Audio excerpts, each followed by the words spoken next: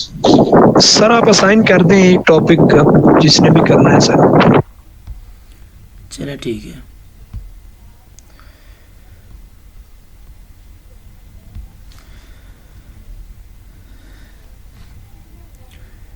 بسم اللہ الرحمن الرحیم. السلام علیکم ورحمۃ اللہ وبرکاتہ. ڈیئر اسٹوڈنٹ، ہم نے پہلے جو گزشتہ لیکچر لیے ہیں اس کا کچھ تھوڑا سا خلاصہ پیش کر دوں آپ کو، کہ اس میں ہم نے سب سے پہلے تو کائنات وجود کس طرح سے آئی وہ دیکھا. پھر اس کے بعد کائنات کو بہترین انداز سے چلانے کی رہنمائی کے لیے اللہ جل شانہ نے انبیاء کرام کو بھیجا. پھر انبیاء کرام کا سلسلہ بتایا کہ کس ترتیب سے انبیاء کرام کو مبعوث کیا جاتا رہا. اور پھر اس کے بعد جو نیکسٹ لیکچر ہوا تھا اس میں نے آپ کو بتایا تھا کہ اللہ جل شانہ نے اس نے قرآن پاک کو محفوظ کس طرح سے کیا تھا. پھر اس کے بعد ہم نے پڑھا تھا کہ اللہ جل شانہ نے اس قرآن کے کچھ اصول پڑھے تھے، تدوین کے متعلق بھی پڑھا تھا، کوئی اور چیزیں بھی پڑھی تھیں. تو اب جو نیکسٹ ٹاپک ہمارے سامنے آ رہا ہے وہ ہے علم تفسیر. یعنی کہ ہم نے اب قرآن پاک کو اللہ جل شانہ کی طرف سے بھی دیکھ لیا، پھر انبیاء اکرام کی طرف سے ہم تک پہنچا، کس ترتیب سے پہنچا وہ دیکھنے کے بعد ہم نے دیکھا کہ قرآن پاک کون کون سی جگہوں پہ کس طریقے سے رہنمائی کرتا ہے. وہ چیزیں دیکھنے کے بعد اب ہم آتے ہیں علم تفسیر کی طرف، کہ تفسیر کس کو کہتے ہیں. ہم نے یہ علم تفسیر جو ہے اس کی کیوں ضرورت پیش آتی ہے. علم تو کہتے ہیں جاننے کو، تفسیر کہتے ہیں کھولنا، بیان کرنا، واضح کرنا. اب آپ لوگ اس کو اس طریقے سے سمجھیں کہ اگر کوئی شخص کسی کپڑے کی دکان پہ جاتا ہے، جب وہاں پہ جاتا ہے تو اس کو کہتا ہے کہ مجھے کپڑا دکھائیں. اب سامنے پڑا ہوا کپڑا اس کو نظر آ رہا ہے، لیکن وہ ایک اشارے کی صورت میں ہے، بالکل شارٹ، تھوڑی سی اس کی کیفیت یا نظر آ رہی ہے. لیکن جب وہ کہتا ہے کہ یہ کپڑا مجھے دکھائیں، تب وہ دکاندار اس کپڑے کو جو ہے نا اوپن کر کے دکھاتا ہے، بالکل اس کو صاف جو ہے نا کھول کے دکھاتا ہے کہ یہ دیکھیں اس طرح کا کپڑا. اب یہ شخص جب یہ کپڑا دیکھتا ہے تو یہ اس کپڑے کی وہ تمام صورتحال، ڈیزائننگ کون سی ہے، کپڑا کون سا ہے، کیسی اس کی بناوٹ ہے، وہ تمام صورتحال انسان کو سمجھ آ جاتی ہے جب وہ دکاندار کپڑا کھول کے دکھاتا ہے. پھر آگے انسان پہ ڈیپینڈ کرتا ہے کہ وہ اس کو استعمال کس طریقے سے کرے گا، تو کتنی دیر کے لیے وہ یوز ہو سکتا ہے. یعنی اسی طرح سے علم تفسیر کی ضرورت اس لیے پڑی کہ قرآن پاک میں اشارے ملتے ہیں، جیسے کہ ہے اقیم الصلاۃ، نماز قائم کرو، وآتوا الزکوٰۃ، زکوٰۃ ادا کرو. اور اسی کی طرح ہے یا ایھا الذین آمنوا کتب علیکم الصیام، تم پر روزے فرض کیے گئے. اسی طرح سے اللہ جل شانہ فرمایا الحج اشہر معلومات، حج کے متعلق فرما دیا. اسی طرح سے اللہ جل شانہ نے اور چیزیں بھی فرمائی ہیں، جو احکامات نازل فرمائے ان میں سے اکثر احکامات ایسے ہیں جن کو اللہ جل شانہ اشارے کے ذریعے سے بتاتے ہیں. اب وہ اشارے جو اللہ جل شانہ نے نازل فرمائے، اب اس کو کھول کے مفسر دکھائے گا. تفسیر اس کی کس طرح سے ہوگی، وہ سمجھ کس طرح سے ہوگی، وہ اشارے کو تفصیل میں جو کنورٹ کرے گا وہ مفسر کرے گا. اب دیکھنا یہ ہے کہ ہم یہ جو نمبر 4 پہ لیکچر لے رہے ہیں اس میں علم تفسیر کے متعلق پڑھ رہے ہیں، تو اس میں جو مفسر ہمیں بتائے گا ہم اس پر ہی عمل کریں گے، اس کو دیکھیں گے. کہ کچھ ضروری معلومات ہم علم تفسیر کے متعلق کچھ اس طرح سے پڑھتے ہیں کہ اللہ جل شانہ نے نبی اکرم صلی اللہ علیہ وآلہ وسلم کے متعلق فرمایا کہ وَأَنزَلْنَا إِلَيْكَ الذِّكْرَ لِتُبَيِّنَ لِلنَّاسِ مَا نُزِّلَ إِلَيْهِمْ. وَأَنزَلْنَا، اور ہم نے نازل کیا، إِلَيْكَ آپ کی طرف، یعنی آپ صلی اللہ علیہ وآلہ وسلم کی طرف، الذکر قرآن کو. اللہ جل شانہ فرماتے ہیں ہم نے اے نبی صلی اللہ علیہ وآلہ وسلم آپ کی طرف قرآن کو نازل کیا ہے. لِتُبَيِّنَ لِلنَّاسِ، لام آ رہی ہے وجہ کی کہ کیوں ہم نے آپ کی طرف نازل کیا ہے. لِتُبَيِّنَ لِلنَّاسِ، کہ آپ کھول کر واضح کر کے لوگوں کو بیان کریں، مَا نُزِّلَ إِلَيْهِمْ، کہ جو کچھ ان کی طرف اللہ کی طرف سے بھیجا گیا. یعنی اللہ جل شانہ آپ صلی اللہ علیہ وآلہ وسلم سے فرما رہے ہیں کہ آپ جو ہے نا ان لوگوں کو وضاحت کے ساتھ، تفصیل کے ساتھ بیان کریں کہ جو کچھ احکامات اللہ نے بھیجے ہیں وہ یہ ہیں. تو اس تفسیر کی ابتداً 2 قسمیں بنتی ہیں. پہلی تفسیر اس کی ہوتی ہے تفسیر بالمعصور. تفسیر بالمعصور یہ ہوتا ہے کہ تفسیر قرآن پاک کے متن کی تفصیل، معانی کی تفسیر جو ہے نا کچھ اس انداز میں کی جائے کہ جس میں قرآن کے ساتھ کی جائے. نمبر 2 جو چیز اپنائی جائے وہ ہے قرآن کے بعد سنت یعنی حدیث. پھر اس کے بعد تیسرے نمبر پہ جو چیز اپنائی جائے گی تفسیر بالمعصور میں تو وہ ہے اقوال صحابہ اور تابعین. یعنی کہ ہم لوگوں نے اب دیکھنا یہ ہے کہ سب سے پہلے ہم تفسیر قرآن بالقرآن یعنی اللہ جل شانہ فرماتے ہیں کہ اللہ جل شانہ کی یہ قرآن کی جو تفصیل ہے یہ اس کے متعلق تفسیر بالمعصور یعنی اس کے تفسیر بیان کرنا. تفسیر بالمعصور کا دوسرا معنی ہے منقولی تفسیر یعنی کہ وہ تفسیر جو نقل ہوتی ہوئی ہم تک آ رہی ہے. اب یہ نقل ہونا منقول ہونا یہ ہم تک پہنچی ہے 3 طریقے ہیں اس کے. نمبر پہلا طریقہ ہے قرآن یعنی تفسیر کی جائے ایک لفظ کی تفسیر دوسرے لفظ سے کی جائے قرآن کے ذریعے سے. یعنی قرآن کچھ مقامات ایسے ہیں جن کی تفسیر قرآن خود ہی کرتا ہے، قرآن خود ہی اس کی تفسیر کر دیتا ہے. جیسے کہ مثال کے طور پہ آتا ہے کہ اللہ جل شانہ نے فرمایا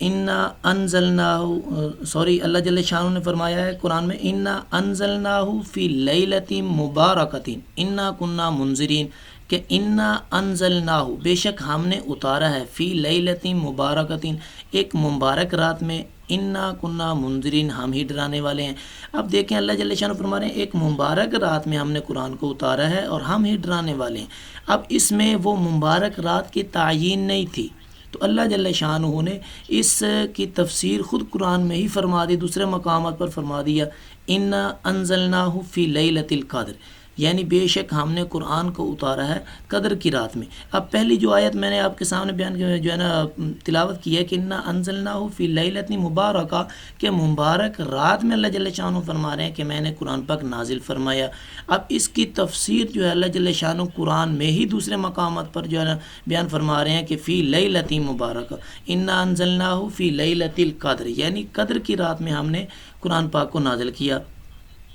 اسی طرح سے ایک اور جو ہے نا مثال لے لیں کہ اللہ جل شانہ فرماتے ہیں فَتَلَقَّى آدَمُ مِن رَّبِّهِ كَلِمَاتٍ فَتَابَ عَلَيْهِ إِنَّهُ هُوَ التَّوَّابُ الرَّحِيمُ. بس سیکھ لیں حضرت آدم علیہ السلام نے اپنے پروردگار سے کچھ باتیں بس پھر آیا اور اس کی تحقیق وہ پھر آنے والے اور مہربان ہیں. یعنی فَتَلَقَّى آدَمُ مِن رَّبِّهِ کہ آدم نے اپنے رب سے کچھ باتیں سیکھ لی ہیں فتاب علیہ پس اس کی طرف متوجہ ہوتے ہیں انہ هو التواب الرحیم بے شک وہ متوجہ ہونے والے ہیں اور اللہ جل شانہ کی طرف منسوب ہے کہ وہ رحم کرنے والے ہیں. اب ان کلمات میں حضرت آدم علیہ السلام نے اللہ جل شانہ سے کون سے کلمات سیکھے ہیں اس کی وضاحت نہیں ہے، خود قرآن اس کی وضاحت فرما رہا ہے قالا ربنا ظلمنا انفسنا وان لم تغفر لنا وترحمنا لنکونن من الخاسرین کہ یہ چیزیں یہ کلمات جو ہیں اللہ جل شانہ نے ان کے دل میں ڈالے حضرت آدم علیہ السلام کے اور ان کو یہ کلمات سکھائے. اب اس کا ترجمہ کیا قالا ربنا کہا دونوں نے یعنی حضرت آدم علیہ السلام اور حضرت اما حوا علیہ السلام نے کہا کہ ان دونوں نے کہا کہ اے ہمارا رب ہم نے اپنی جانوں پر ظلم کیا ہے، اگر تو ہمیں معاف نہیں کرے گا اگر تو ہم پر رحم نہیں کرے گا تو ہم تو خسارہ جو کھانے والے لوگ ہیں انہی میں سے شامل ہو جائیں گے. تو اب یہ پہلی صورت جو آپ کو بتائی یہ تفسیر قرآن یعنی قرآن کی تفسیر بالقرآن قرآن کے ذریعے سے قرآن کے کچھ اشارات کو وضاحت اور تفصیل کے ساتھ بیان کرنا قرآن کے ذریعے سے. یہ آپ کو میں نے جو ہے شارٹ کر کے 2 مثالیں بتا دی ہیں. اس کے بعد ہے تفسیر القرآن بالسنہ. یہ تفسیر القرآن یعنی قرآن کی تفسیر کرنا سننا یعنی کہ حدیث کے ذریعے سے. آپ صلی اللہ علیہ ابھی لیٹن کرتے ہیں سوری سر کیا کہہ رہے ہیں رادیہ کو بھی لیٹن کرتے ہیں وہ ہماری کلاس کی بچی ہے. قسم جو ہے تفسیر القرآن بھی سننا یعنی حدیث کے ذریعے سے قرآن کی تفسیر کرنا. اب اس میں بہت ساری مثالیں آپ کو مل جائیں گی کہ قرآن مجید کی جس بات کے جاننے کی ضرورت تھی یا جو بات تشریح طلب تھی حضرت صلی اللہ علیہ وآلہ وسلم نے اس کی وضاحت فرما دی. حضرت صلی اللہ علیہ وآلہ وسلم کائنات ارضی پر قرآن مجید کے پہلے مفسر ہیں آپ صلی اللہ علیہ وآلہ وسلم کی زندگی قرآن مجید کی عملی تفسیر تھی۔ چنانچہ حضرت عائشہ رضی اللہ تعالی عنہا سے جب آپ صلی اللہ علیہ وآلہ وسلم کے اخلاق کے بارے میں سوال کیا گیا تو انہوں نے فرمایا کہ کیا آپ قرآن نہیں پڑھتے؟ آپ صلی اللہ علیہ وآلہ وسلم کے اخلاق قرآن مجید ہی ہیں۔ کئی آیات قرآن کو حضرت صلی اللہ علیہ وآلہ وسلم نے ان کی تفسیر بیان کی ہے، جیسے ہے الذین آمنوا ولم یلبسوا ایمانہم بظلم، کہ الذین آمنوا اے ایمان والو، ولم یلبسوا اگر ضم ہو جائے، مل جائے، اگر ملا لو تم لوگ، ایمانہم اپنے ایمان کے ساتھ، بظلم ظلم کو۔ اب صحابہ کرام کو جب یہ آیت معلوم ہوئی، جب آپ صلی اللہ علیہ وآلہ وسلم نے اس آیت کی تلاوت فرمائی کہ اے ایمان والو جب تم اپنے ایمان کے ساتھ ظلم کو ملا لو گے تو پھر اللہ معاف فرمانے والے نہیں ہیں، تو اب صحابہ کرام پریشان ہو گئے کہ اب کون سا انسان ایسا ہے کہ جو گناہ نہ کرے، وہ ظلم سے گناہ سمجھے تھے، ظلم سے خطا سمجھے تھے۔ تو صحابہ کرام پریشان ہو گئے۔ جب صحابہ کرام پریشان ہوئے تو انہوں نے آپ صلی اللہ علیہ وآلہ وسلم سے دریافت کیا کہ اس طرح سے کون ایسا شخص ہو سکتا ہے انبیاء کرام کے بعد جو اپنے احکام، اپنے اعمال میں کسی قسم کی ملاوٹ نہ کر سکے، ایسا کون سا انسان ہو سکتا ہے؟ ہم تو بڑے پریشان ہیں۔ تو آپ صلی اللہ علیہ وآلہ وسلم نے فرمایا ان الشرک لظلم عظیم، اس ظلم سے مراد وہ ظلم ہے جو حضرت لقمان علیہ السلام نے اپنے بیٹے کو نصیحت کے علم میں کہا تھا کہ یعنی شرک جو ہے وہ ظلم عظیم ہے، اس سے مراد وہ ہے۔ تو اس سے معلوم ہوتا ہے کہ اللہ جل شانہ نے جب قرآن پاک کو نازل فرمایا تو دوسری تفسیر بالمعصور کی صورت یہ بنتی ہے کہ آپ صلی اللہ علیہ وآلہ وسلم نے اس قرآن کی تفسیر کی ہو، آپ صلی اللہ علیہ وآلہ وسلم نے اس کی وضاحت کر کے صحابہ اکرام کو سمجھایا ہو۔ اور تیسری اس کی قسم تفسیر بالمعصور کی ہے تفسیر القرآن بآثار الصحابہ والتابعین، یعنی قرآن پاک کی تفسیر کرنا صحابہ علیہ السلام، صحابہ رضی اللہ تعالیٰ عنہم کے آثار سے اور تابعین کے آثار سے، کہ حضرت صلی اللہ علیہ وآلہ وسلم کے بعد صحابہ اکرام رضوان اللہ تعالیٰ علیہم اجمعین کا درجہ ہے جو پوری امت میں ہر لحاظ سے افضل لوگ تھے۔ قرآن مجید کی جو تشریح اور تفسیر ان کی زبان سے نکلی اس کی ثقہ اور صحیح ہونے میں کوئی شک نہیں ہے، کیونکہ ان کی موجودگی میں قرآن نازل ہوا۔ امام حاکم رحمہ اللہ فرماتے ہیں کہ صحابی کو تفسیر کو جو وحی اور تنزیل کے وقت موجود تھا مرفوع کا حکم دیا گیا ہے، یعنی اس کے وہ بات کو حدیث کی جو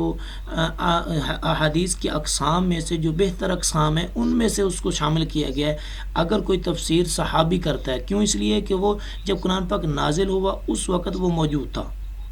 تو یہ ہے تفسیر بالمعصور کی تین اقسام، یعنی تفسیر بالمعصور منقولی تفسیر، وہ تفسیر کہ قرآن کے ذریعے سے تفسیر کی جائے گی یا قرآن کی حدیث کے ذریعے سے تفسیر کی جائے گی، اور اس کی تیسری قسم قرآن کی تفسیر آثار صحابہ اور تابعین سے کی جائے گی۔ اب علم تفسیر کی جو تیسری قسم ہے علم تفسیر کی دوسری قسم جو ہے اب وہ تفسیر بالرائے ہے۔ تفسیر بالرائے کہتے ہیں کہ وہ تفسیر جس کی وضاحت قرآن نے بھی نہ کی ہو، سنت کے ذریعے سے بھی نہ ہو سکی ہو، آثار صحابہ اور تابعین کے ذریعے سے بھی اس کی تفسیر سمجھ میں نہ آئی ہو، اس کی تفسیر نہ کی گئی ہو، تو پھر اس تفسیر کو مجتہد جو مفسر ہوتا ہے وہ خود اپنی رائے سے اس کی تفسیر کرتا ہے، اور وہ جب اس کی خود اپنی رائے سے اس کی تفسیر کرتا ہے تو اس کو تفسیر بالرائے کہا جاتا ہے کہ مفسر نے اپنی رائے سے اس کی تفسیر کی ہے۔ اب یہ جو تفسیر بالرائے ہے اس کی دو قسمیں ہوتی ہیں۔ نمبر ایک تفسیر بالرائے المحمود، یعنی تفسیر بالرائے المحمود اس تفسیر کو کہیں گے کہ جو قرآن کے بھی خلاف نہ ہو، حدیث کے بھی خلاف نہ ہو، آثار صحابہ اور تابعین کے آثار کے بھی خلاف نہ ہو۔ جب ان تین قسم جو تفسیر بالمعصور کی ہیں ان تینوں قسموں کے خلاف نہ ہو، ان کے کسی قول کے مخالف نہ آ رہی ہو یہ مفسر کی رائے، تو اس کو تفسیر بالرائے المحمود کہیں گے۔ المحمود کا معنی ہوتا ہے تعریف کیا ہوا، یعنی کہ یہ وہ تفسیر ہے، تفسیر کی وہ قسم ہے جس کی تعریف کی گئی ہے۔ اور دوسری تفسیر بالرائے المذموم ہے۔ مذموم کہتے ہیں کہ مذمت کیا ہوا، یعنی جس کے بارے میں یہ کہا جائے کہ یہ تفسیر ٹھیک نہیں ہے، مذموم جس کے بارے میں تنقید کی جا رہی ہو۔ تو یہ تفسیر بالرائے مضموم وہ تفسیر ہوتی ہے جو قرآن کے خلاف ہوتی ہے، یا اس کے بعض مقامات ایسے ہوتے ہیں جو سنت کے خلاف ہوتے ہیں، یا آثار صحابہ اور تابعین کے جو اقوال ہیں ان کے خلاف یہ تفسیر ثابت آ رہی ہوتی ہے۔ جب وہ تفسیر ان کے خلاف آ رہی ہوتی ہے تو تفسیر بالمضموم اس کو کہتے ہیں، تفسیر بالرائے مضموم، کہ یہ جو تفسیر ہے اس کی ہم مذمت کرتے ہیں، اس کو ہم قابل قبول نہیں سمجھتے، اس لیے کہ جو تفسیر کی بہترین قسم ہے تفسیر بالمعصور، ان کی جو اقسام ہے تفسیر القرآن بالقرآن یا تفسیر القرآن بالسنہ، تفسیر القرآن بآثار صحابہ و تابعین، تو یہ تفسیر جو کی گئی ہے یہ ان کے اقوال کے مخالف آ رہی ہے، لہٰذا اس کو تسلیم نہیں کیا جائے گا۔ تو یہ تھی تفسیر کی شروع میں 2 اقسام بتا دی میں نے، تفسیر بالمعصور اور تفسیر بالرائے۔ پھر تفسیر بالمعصور کی 3 قسمیں بتا دی میں نے آپ کو، تفسیر القرآن بالقرآن، تفسیر القرآن بالسنہ۔ پھر تیسری قسم بتائی آپ کو تفسیر بالمعصور کی، تفسیر القرآن بآثار صحابہ و تابعین، یعنی اصحاب اور تابعین کی جو تفسیر کے آثار سے، کے اقوال سے، کے حالات سے جو تفسیر کی جائے اس کو تفسیر القرآن بآثار صحابہ تابعین کہتے ہیں۔ دوسری قسم میں نے آپ کو کہی تفسیر بالرائے۔ اب اس کی 2 قسمیں ہو گئی، تفسیر بالرائے محمود اور مذموم۔ محمود وہ جو قرآن، حدیث، اقوال صحابہ اور تابعین کے مخالف نہ ہو اس کو تفسیر بالرائے محمود کہیں گے۔ تفسیر بالرائے مذموم اس حدیث کو کہیں گے کہ اس تفسیر کو کہیں گے کہ جس میں کچھ اقوال یا مکمل تفسیر یا اس میں کچھ حصہ ایسا مذکور ہو جس میں مفسر نے اپنی رائے دی ہو اور اس کی وہ رائے اور اس کا وہ اجتہاد، اس کا وہ استنباط کرنا قرآن، حدیث، اقوال صحابہ اور آثار تابعین کے خلاف ہو تو اس کو تفسیر بالرائے مذموم کہتے ہیں۔ آگے چلتے ہیں، تفسیر قرآن کے لیے ماخذ کون کون سے چاہیے ہوتے ہیں؟ ماخذ کہتے ہیں لینے کو، یعنی قرآن کی تفسیر جب کوئی شخص کر رہا ہو تو اس کو کہاں کہاں سے یہ تفسیر لینی پڑے گی۔ اس میں سب سے پہلے آ جاتا ہے قرآن پاک، یعنی کہ جب بھی کوئی شخص مفسر تفسیر کرتا ہے تو اس میں سب سے پہلے وہ تفسیر کو لیتا ہے، تفسیر میں سب سے پہلے قرآن پاک کو لیتا ہے۔ دیکھیں کہ آپ صلی اللہ علیہ وآلہ وسلم جب اس دنیا فانی میں تشریف فرما تھے اس وقت کسی قسم کی تفصیل کی ضرورت نہیں تھی، اس لیے کہ جب بھی صحابہ اکرام کو کوئی بھی مشکلات پیش آتی، جب بھی صحابہ اکرام کو کسی قسم کی کوئی مشکل مسئلہ پیش آتا تو اسی وقت رجوع الی الرسول کرتے تھے، یعنی آپ صلی اللہ علیہ وآلہ وسلم کی طرف تشریف لے کے جاتے اور آپ صلی اللہ علیہ وسلم سے گزارش کرتے کہ اللہ کے رسول ہمیں یہ چیز سمجھ نہیں آ رہی، آپ اس کی تفسیر کر دیں۔ تو اس وقت تو کسی قسم کی کوئی مشکلات پیش نہیں آ رہی تھی، کسی قسم کی کوئی مسئلہ نہیں تھا، کیونکہ اس وقت کائنات ارضی میں سب سے پہلے مفسر موجود تھے تو اور اس میں کوئی قسم کی کوئی مسئلہ نہیں تھا۔ لیکن اس کے بعد جب آپ صلی اللہ علیہ وآلہ وسلم اس دنیا فانی سے روپوش ہوتے ہیں تو اس کے بعد ہمیں جو ہے نا یہ ایک تفسیر کا مکمل فن وجود میں لایا جانا چاہیے تھا کہ جس کے ذریعے سے قرآن پاک کی تفسیر کی جا سکے، اس لیے کہ قرآن، جب میں نے آپ کو پہلے بتا چکا ہوں کہ قرآن نوع انسانی، پوری انسانیت کے لیے ایک مکمل ضابطہ حیات ہے۔ اب دیکھیں آپ صلی اللہ علیہ وآلہ وسلم کے زمانے میں حالات کچھ اور تھے، آپ کے زمانے میں حالات کچھ اور ہیں، ہر زمانے میں حالات کچھ نہ کچھ بدلتے رہے ہیں۔ جب حالات کچھ نہ کچھ بدلتے رہے ہیں، ٹیکنالوجی اور اس طرح سے ترقی پذیر جو ہے نا کائنات ہوتی رہی ہے، تو اس لیے کچھ چیزیں ایسی تھیں جو قرآن پاک میں اس وقت کے حساب سے تفسیری لحاظ سے سمجھ نہیں آ رہی تھی، جس کی وجہ سے اب اس معاملے میں اور اس کائنات پہ فٹ آ رہی ہیں، اب اس کی تفسیر کی ضرورت پڑتی ہے۔ تو اس لیے اس زمانے کے لوگوں کو بھی قرآن پاک سمجھ آ جائے، اس لیے تفسیر قرآن یعنی قرآن پاک کی تفسیر کا ایک جو ہے نا مکمل طور پہ ایک علم یا علم کی شاخ وجود میں لائی گئی۔ تو جب کوئی بھی مفسر تفسیر قرآن کرتا ہے، قرآن پاک کی تفسیر کرتا ہے، تو ان میں سب سے پہلے وہ قرآن کو لیتا ہے کہ علم تفسیر کو اس امت نے کس طرح محفوظ کیا، وہ میں آپ کو بتا چکا ہوں۔ تو یہ علم تفسیر کے لیے 6 چیزیں ضروری ہوتی ہیں علم تفسیر میں، یعنی تفسیر کرتے وقت 6 چیزیں ضرور ہوتی ہیں، جن میں سب سے پہلے قرآن پاک آ گیا۔ علم تفسیر کا پہلا ماخذ خود قرآن کریم ہے، چنانچہ ایسا یہ کثرت سے ہوتا ہے کہ کسی آیت میں کوئی بات مجمل اور تشریح طلب ہوتی ہے تو خود قرآن کریم ہی کوئی دوسری آیت اس کے مفہوم کو واضح کر دیتی ہے، جیسے سورہ فاتحہ کی دعا میں یہ جملہ ہے نا موجود ہے کہ صراط الذین انعمت علیہم۔ اب اس میں یہ دیکھنا ہے کہ وہ راستہ جن پر انعام کیا گیا تھا وہ راستہ کن لوگوں کا ہے، وہ لوگ کون ہیں جن کے اوپر اللہ جل شانہ نے اس میں سورہ فاتحہ میں فرمایا کہ ان لوگوں کا راستہ طلب کر رہے ہیں مسلمان، وہ کہ جن پر انعام کیا گیا وہ انعام یافتہ لوگ کون سے ہیں۔ اب یہاں پہ مجمل تھی یہ آیت، اب اس کی تشریح دوسری آیت کر رہی ہے، فَأُولَٰئِكَ مَعَ الَّذِينَ أَنْعَمَ اللَّهُ، وہ لوگ کہ جن پر اللہ نے انعام کیا، علیہم من النبیین والصدیقین والشہداء والصالحین، یعنی یہ چار قسم کے لوگ ہیں جن پر اللہ جل شانہ نے انعام کیا تھا۔ اب یہ چار قسم کے لوگوں کی تعین ہوگی کہ یہ انعام یافتہ لوگ ہیں، انہی کے راستے پہ ہمیں چلا۔ تو پہلی قسم تھی جو قرآن کی تفسیر کے لیے سب سے پہلے جو ماخذ لیا جاتا ہے جس سے قرآن کی تفسیر ہوتی ہے وہ قرآن ہے۔ دوسرا ماخذ جو استعمال کیا جاتا ہے وہ ہے حدیث۔ حدیث حضرت صلی اللہ علیہ وآلہ وسلم کے اقوال و افعال کو کہتے ہیں، جیسے کہ میں آپ کو پہلے بھی ایک دو مثالیں دے چکا ہوں کہ اللہ تعالیٰ نے قرآن کریم کے ساتھ آپ صلی اللہ علیہ وآلہ وسلم کو جی سر بچوں کو لیٹن کر لیں، وہ کر ہی جا رہے ہیں۔ میں یہ کہہ رہا تھا کہ حدیث قرآن کی تفسیر کا دوسرا ماخذ جو ہے وہ قرآن پاک کی تفسیر کے لیے حدیث ہے، کہ اللہ تعالیٰ نے قرآن کریم کے ساتھ آپ صلی اللہ علیہ وآلہ وسلم کو مبعوث ہی اس لیے فرمایا تھا کہ آپ صلی اللہ علیہ وآلہ وسلم لوگوں کو سامنے قرآن کریم کی صحیح تشریح کھول کھول کر بیان فرما دیں۔ چنانچہ آپ صلی اللہ علیہ وآلہ وسلم نے اپنے قول اور عمل دونوں سے یہ فریضہ بحسن خوبی انجام دی ہے، اور در حقیقت آپ صلی اللہ علیہ وآلہ وسلم کی پوری مبارک زندگی قرآن ہی کی عملی تفسیر ہے۔ اس لیے مفسرین کرام نے قرآن کریم کو سمجھنے کے لیے سب سے بڑا دوسرا ماخذ جو قرار دیا ہے وہ حدیث کو قرار دیا ہے۔ اب دیکھیں ایک شخص ایسے ہیں جن کو آتے ہیں آپ صلی اللہ علیہ وآلہ وسلم مسجد نبوی میں تشریف فرما ہے، ایک صحابی آتے ہیں آ کر 2 رکعت نماز نفل پڑھتی ہیں۔ اب 2 رکعت نماز نفل پڑھنے کے بعد وہ جا رہے ہیں، آپ صلی اللہ علیہ وآلہ وسلم نے فرمایا، ان کو آواز دی کہ آپ کی نماز صحیح نہیں ہوئی، آپ دوبارہ پڑھیں۔ چنانچہ وہ شخص دوبارہ جاتا ہے، جا کر نماز پڑھتا ہے، 2 رکعت نماز نفل پڑھتا ہے۔ دوسری مرتبہ پھر جب وہ اپنی یہ 2 رکعت نماز نفل پر کمپلیٹ کرنے کے بعد جا رہا ہوتا ہے، پھر آپ صلی اللہ علیہ وسلم فرماتے ہیں کہ ابھی بھی آپ کی نماز مکمل نہیں ہوئی۔ پھر وہ تیسری مرتبہ جب 2 رکعت نماز نفل پڑھتا ہے تو آپ صلی اللہ علیہ وآلہ وسلم فرماتے ہیں کہ اب آپ کی نماز مکمل ہے۔ جب یہ فرمایا کہ اب آپ کی نماز مکمل ہے، تب یہ ایک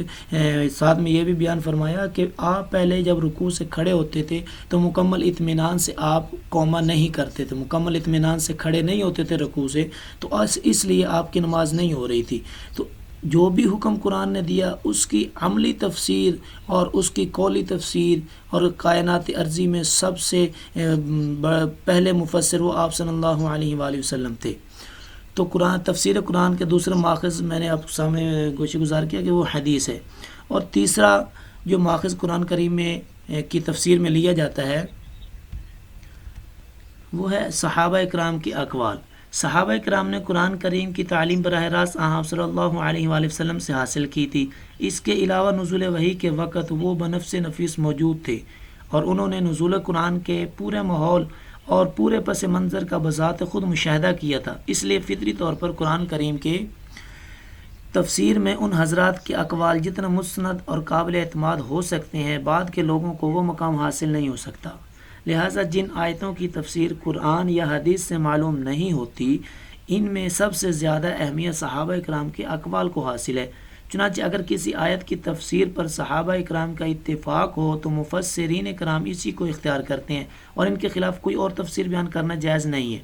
ہاں اگر کسی آیت کی تفسیر میں صحابہ اکرام کے اقوال مختلف ہوں تو بعد کے مفسرین دوسرے دلائل کی روشنی میں یہ دیکھتے ہیں کہ کون سی تفسیر کو ترجیح دی جائے۔ اس معاملے میں اہم اصول اور قواعد، اصول فقہ، اصول حدیث اور اصول تفسیر میں مدون ہے۔ اس کی تفصیل یہاں پہ جو ہے نا مذکور قابل طلب نہیں ہے، تو اس چیز کو چھوڑتے ہیں۔ تو تیسری چیز جو میں نے آپ سامنے بیان کی ہے وہ ہے صحابہ اکرام کے اقوال۔ جب قرآن کی تفسیر کی جائے تو تیسرا ماخذ، تیسری چیز جو قرآن کی تفسیر میں لی جائے گی وہ صحابہ اکرام کے اقوال لیے جائیں گے۔ اور نمبر 4 پہ تابعین کے اقوال ہیں۔ صحابہ کے بعد تابعین کا نمبر آتا ہے۔ یہ وہ حضرات ہیں جنہوں نے قرآن کریم کی تفسیر صحابہ اکرام سے سیکھی ہے، اس لیے ان کے اقوال بھی علم تفسیر میں بڑی اہمیت کے حامل ہیں۔ اگرچہ اس معاملے علماء کا اختلاف ہے کہ تابعین کے اقوال تفسیر حجت ہیں یا نہیں، لیکن اس کی اہمیت سے کسی کا بھی انکار نہیں ہے کہ ان کی حدیث میں بہت بڑی اہمیت ہے، اس کا کسی کا انکار نہیں ہے، سب اس چیز پہ اتفاق کرتے ہیں۔ تو یہ 4 چیزیں تھیں جو ماخذ قرآن کے حوالے سے میں نے آپ لوگوں کے سامنے رکھ دی ہیں۔ اب 5ویں چیز جو ہے وہ لغت عرب ہے۔ قرآن کریم چونکہ عربی زبان میں نازل ہوا ہے، اس لیے تفسیر قرآن کے لیے اس زبان پر مکمل عبور حاصل کرنا ضروری ہے۔ قرآن کریم کی بہت سی آیات ایسی ہیں کہ ان کے پس منظر میں چونکہ کوئی شان نزول یا کوئی فقہی یا کلامی مسئلہ نہیں ہوتا، اس لیے اس کی تفسیر میں حضرت صلی اللہ علیہ وآلہ وسلم یا صحابہ و تابعین کے اقوال منقول نہیں ہوتے، چنانچہ ان کی تفسیر کا ذریعہ صرف لغت عرب ہوتی ہے اور لغت ہی کی بنیاد پر اس کی تشریح کی جاتی ہے۔ اس کے علاوہ اگر کسی آیت کی تفسیر میں کوئی اختلاف ہو تو مختلف آراء میں محاکمہ کے لیے بھی علم لغت ہی سے کام لیا جاتا ہے، لغت سے ہی یہ چیزیں دیکھی جاتی ہیں۔ اگر یہ پہلے 4 ماخذ میں سے قرآن کی تفسیر نہ ملے تو پھر یہ 5واں ماخذ اختیار کیا جاتا ہے لغت عرب، یعنی عربی لغات جو ہیں ان میں سے یہ چیزیں حاصل کی جاتی ہیں کہ علم لغت کے ذریعے سے اس کو حل کیا جائے۔ اس کے بعد 6 نمبر پہ جو چیز آتی ہے کہ اگر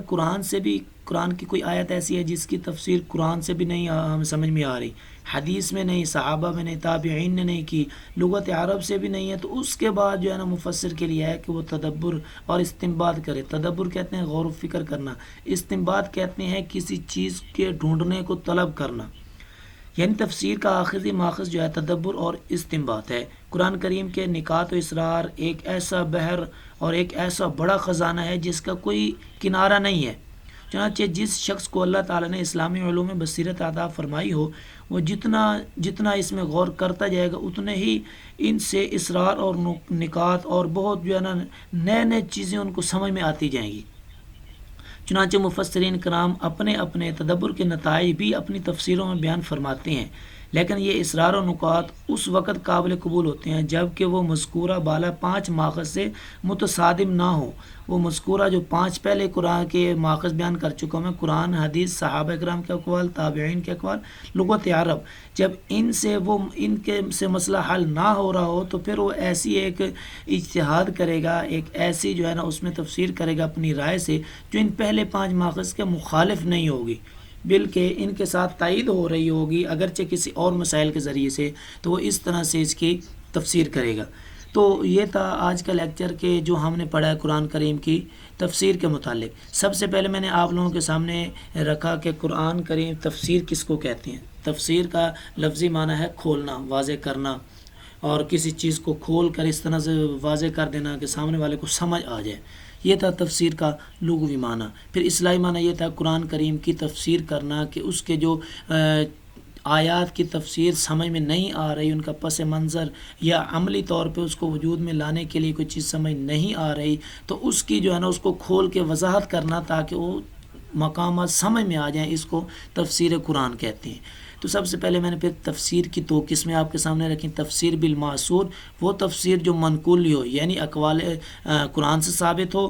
یا حدیث سے ثابت ہو تفسیر، یا اقوال صحابہ و تابعین سے ثابت ہو۔ یہ 3 چیزیں جو ہیں یہ ہوں گی اگر اس تفسیر میں، اور چوتھی چیز کوئی بھی نہیں لی گئی، اس قسم کی تفسیریں جو ہوں گی اس کو تفسیر بالمعصور یا منقولی تفسیریں کہیں گے۔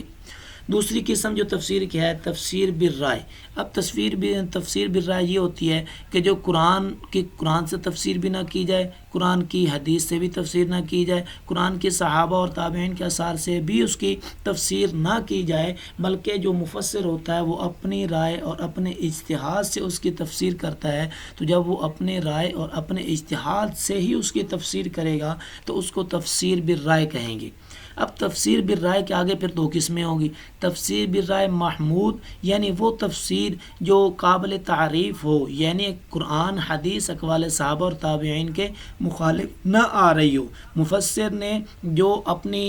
جو ہے نا ایک رائے پیش کی ہے وہ قرآن، حدیث اور اقوال صحابہ اور تابعین کے خلاف نہ ہو، تو اس قسم کی تفسیروں کو تفسیر بالرائے المحمود کہتے ہیں۔ اور تفسیر بالرائے المذموم دوسری قسم ہے تفسیر بالرائے کی، تو اس میں یہ ہے کہ کچھ مقامات ایسے ہوں یا پوری جو ہے نا تفسیر ایسی ہو کہ جس میں اقوال ایسے مفسر کے غور و فکر اور ایسے مفسر کے اقوال ہوں کہ جو قرآن حدیث یا صحابہ اکرام کے اقوال، تابعین کے اقوال کے مخالف ہو، تو وہ جو اس کی رائے ہوگی اس دے گا رائے ان کے مخالف ہو، تو اس تفسیر کو تفسیر بالرائے المذموم کہتے ہیں۔ تو اس کے بعد تفسیر کے ماخذ یعنی کہ تفسیر جو ہے نا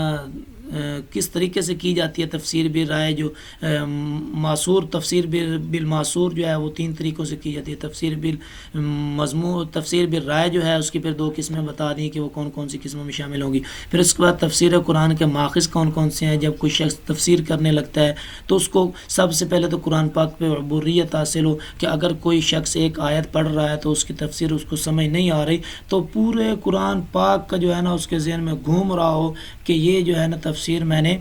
کس آیت کے تحت کرنی ہے، کوئی آیت تو نہیں ہے جو اس کی تفسیر کر رہی ہو۔ جیسے ایک حافظ کے بارے میں آتا ہے کہ وہ اس سے کسی نے ایک آیت پوچھی کہ یہ آیت کون سے پارے میں ہے، تو اس نے اپنے چہرے کو پہلے دائیں جانب گھمایا، کہا نہیں ادھر نہیں ہے، پھر بائیں جانب گھمایا، پھر کہتے ہیں ہاں یہ دیکھیں یہ 21 پارے میں یہ آیت کھڑی ہے فلاں مقامات پہ۔ کیوں اس نے دائیں جانب جب چہرہ گھمایا تو اس نے پہلے 15 سپارے دیکھ لیے تھے، جب بائیں جانب اس نے چہرہ گھمایا تو دوسرے 15 سپارے دیکھ لیے، تو اس میں اس نے بتا دیا کہ یہ 21ویں پارے میں یہ آیت کھڑی ہے۔ یعنی جو مفسر قرآن ہوگا اس کو قرآن کریم پر عبوریت حاصل ہو، قرآن کو اچھی طریقے سے سمجھتا ہو کہ ایک آیت کی تفسیر دوسرے قرآن کی آیت سے ہو رہی ہو، اس کو سمجھ نہ آئے، پتہ نہ چلے، یہ ایسا جو ہے نا شخص مفسر نہیں کہلائے گا۔ اور دوسری چیز جو وہ تفسیر کر رہا ہو، کسی آیت کی تفسیر کرنے لگے تو وہ دیکھے احادیث پر بھی عبوریت حاصل ہو، احادیث بھی اس کو یاد ہوں کہ اگر کسی قرآن کی آیت جو اس کی تو تفسیر کرنا چاہ رہا ہے اس کے متعلق جو بھی حدیث کے اقوال ہیں وہ تمام کے تمام اس کو آنے چاہیے۔ اگر وہ تفسیر جو ہے حدیث کے پر عبوریت حاصل نہیں ہے تو پھر وہ مفسر تفسیر اس کی جو ہے وہ قابل قبول نہیں ہوتی۔ اور تیسری چیز کہ اقوال صحابہ سے بھی اس کو اچھے طریقے سے عبوریت حاصل ہو کہ اقوال صحابہ کے ذریعے سے بھی اگر کسی آیت کی تفسیر جو قرآن حدیث کے سے نہ ہو رہی ہو تو اقوال صحابہ سے کر سکے۔ اقوال صحابہ سے اگر اس کی تفسیر نہ مل رہی ہو تو پھر تابعین کے اقوال سے کر سکے۔ اگر ان چاروں سے نہ ہو رہی ہو تو پھر لغت عرب یعنی عربی جو لغات ہیں، عربی بول چال یا عربی کی جو ایک مکمل ایک صورتحال ہے، اس کے قوانین ضوابط ہیں، وہ تمام کے تمام اس کو آنے چاہیے، اس لیے کہ وہ سمجھ سکے اس لغت کے اعتبار سے کہ یہ دیکھیں اب اس لفظ کا عطف یا اس لفظ کا جو ہے نا منسوب یہ فلاں لفظ کی طرف ہو رہا ہے، یہ لفظ کا معنی جو ہے یہ فلاں لفظ کے ساتھ مل رہا ہے۔ جیسے ہے نا مثال کے طور پر حروف عاطفہ ہوتے ہیں، یا ایھا الذین آمنوا قمتم الی الصلاۃ فاغسلوا وجوہکم وایدیکم۔ اب یہاں پہ دیکھیں فاغسلوا پس دھو لو تم،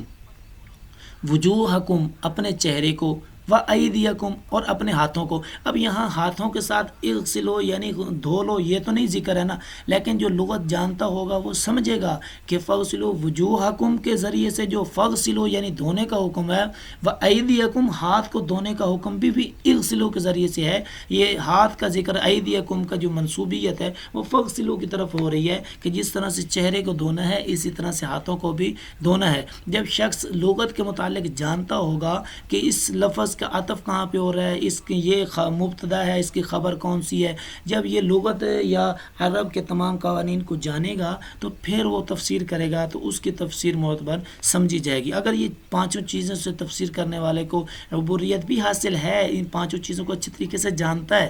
ان میں سے اگر اس کو تفسیر نہیں ملتی تو پھر وہ غور و فکر کرے گا اور استنباط کرے گا کہ اس کے مقابلے میں اور کون سی، یعنی کہ وہ اب دیکھے گا، استنباط کرے گا، قیاس کرے گا کہ کوئی اس کے متعلق کوئی اور جو ہے نا وہ دیکھے گا کہ کوئی اور مقام ایسا ہو جس پہ اس کی وجہ اور اس کی وجہ دونوں ایک ہی وجہ بن رہی ہوں، اس کی وجہ اور اس کی وجہ۔ مثال کے طور پہ جس طرح سے ہے کہ شراب کے متعلق ہے کہ وہ حرام ہے، اب اس کے متعلق حرام ہے، اب ایک دوسری نشہ آور چیز جو ہو جس کے متعلق صراحت کے ساتھ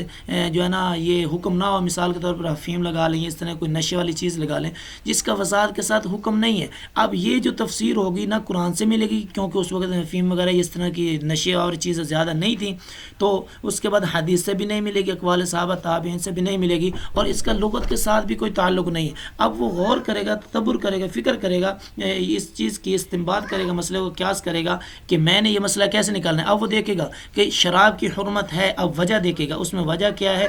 اس کی وجہ یہ ہے کہ اس میں نشہ ہے، اب دیکھے گا افیم اس میں بھی نشہ ہے، تو جس طرح سے حکم اس کا ہے یعنی کہ شراب کا ہے وہی حکم اس پہ لگائے گا، اس طرح سے وہ غور و فکر کر کے اس پہ حکم لگائے گا، وجوہات کے تحت اس کی وجہ کیا تھی، اس کی وجہ کیا تھی، اس کی علت کیا تھی، اس کی علت کیا تھی، دونوں کو آپس میں ملا کر جو ہے نا اس کی تفسیر کرے گا۔ تو یہ تھا آج کا سبق تفسیر کے متعلق۔ تو اس سبق کے بعد اگر کسی کو کوئی کویسچن رہ گیا ہو، کسی کو کوئی بات سمجھ نہ آئی ہو تو وہ بلا جھجک جو ہے نا پوچھ سکتا ہے۔ سر یہ دوبارہ سمجھانا سارا۔ کون سی بات؟ وسیم صاحب کون سی بات؟ آپ تو ابھی ایڈ ہوئے ہیں۔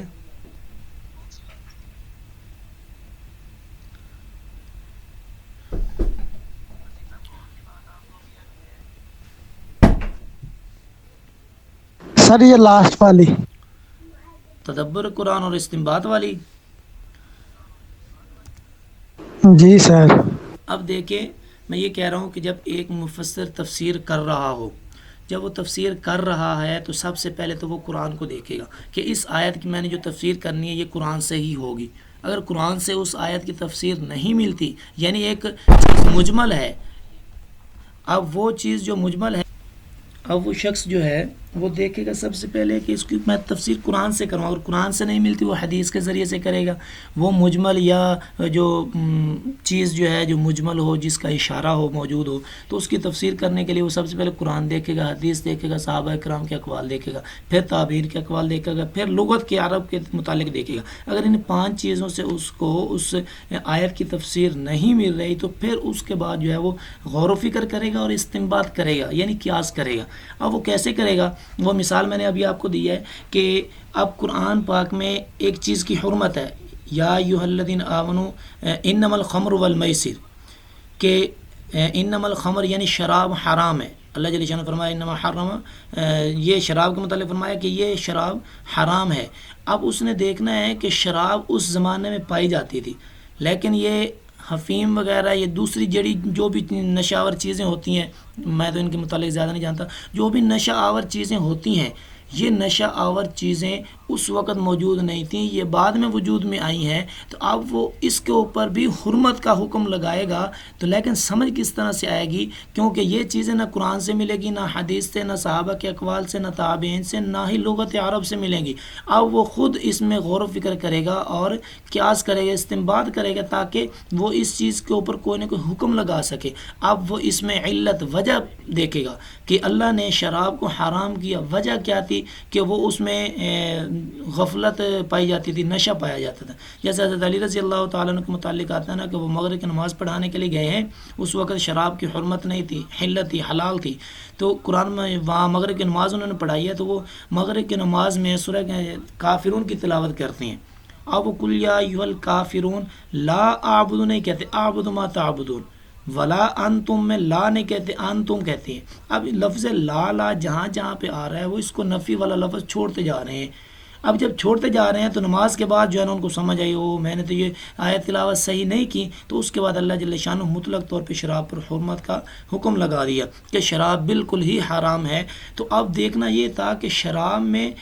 کیوں حرام کی گئی؟ اس لیے کہ وہ نشہ آور چیز ہے۔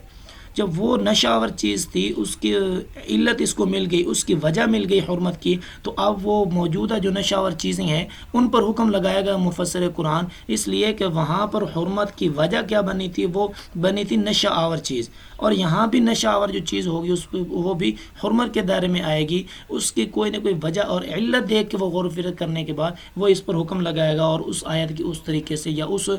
عمل کی قرآن کے ذریعے سے اس کی تفسیر کرے گا۔ جی آپ کوئی کویسچن رہ گیا ہو کسی کا؟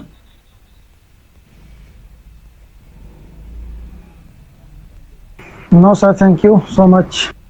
کوئی بات نہیں. ٹھیک ہے بیٹا. السلام علیکم ورحمۃ اللہ.